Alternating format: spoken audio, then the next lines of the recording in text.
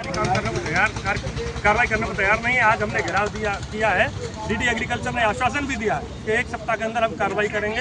अगर हम 1 सप्ताह में कार्रवाई नहीं करेंगे तो दोबारा डीडी एग्रीकल्चर के कार्यालय का घेराव करेंगे। सकीट ब्लॉक की जो रिजोर्स सोसाइटी है वहाँ पर 2 दिन पहले कुछ जो है ब्लैक की गई थी खाद, उसको लेके उसमें कुछ कार्रवाई हुई है, क्या जानकारी क्या मांग करते हैं? अध्यक्ष और सचिव की सहमति से समिति के कर्मचारी ने खाद ब्लैक करने के उद्देश्य से दी थी, लेकिन उस पर आज तक कोई कार्रवाई नहीं हुई है। अगर कार्रवाई नहीं होगी, जबकि अधिकारी सचिव को बचाने का काम कर रहे हैं, जहां किसानों ने प्रार्थना पत्र दिया था जिसमें सचिव को मुलजिम बनाया था, अध्यक्ष कोऑपरेटिव सोसाइटी के अध्यक्ष को मुलजिम बनाया था, उस प्रार्थना पत्र को बदल करके सचिव को प्रार्थी बनाया जा रहा है, जबकि वो मुलजिम है। एक बचाने का षड्यंत्र किया जा रहा है जिसे खिलाफ बर्दाश्त नहीं किया जाएगा। और जब तक सचिव के खिलाफ और अध्यक्ष के खिलाफ कार्रवाई नहीं होगी, ये आंदोलन बंद नहीं होगा।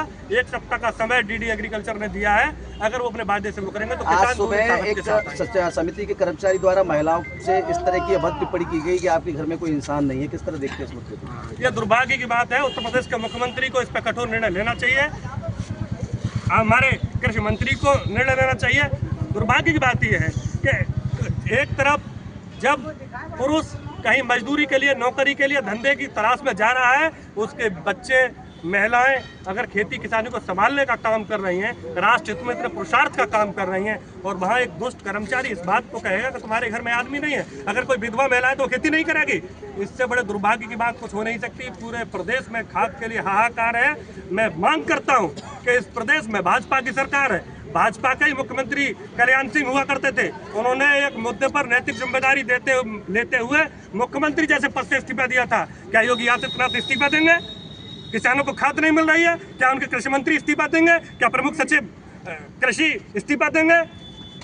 कौन तमाशा बना दिया है? कौन जिम्मेदारी लेगा? लोग लाइनों में लग मर रहे हैं।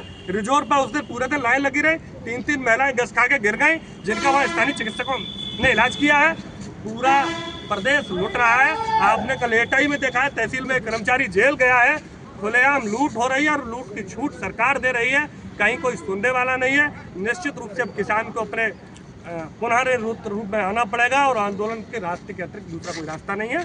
व्यवस्था परिवर्तन की लड़ाई पूरे प्रदेश और देश के किसान मजदूरों को मिलकर लड़नी है।